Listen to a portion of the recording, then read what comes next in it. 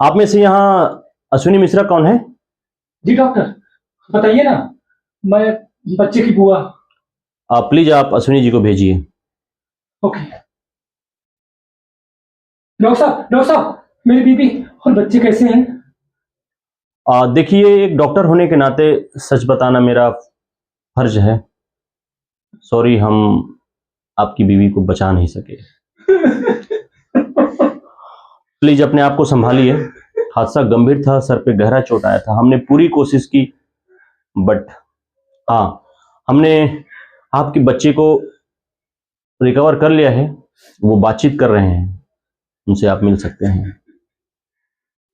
शालिनी जी, स्थिति को नियंत्रण में लीजिए। अश्विनी को उनके बच्चे से मिलाइए। Excuse me.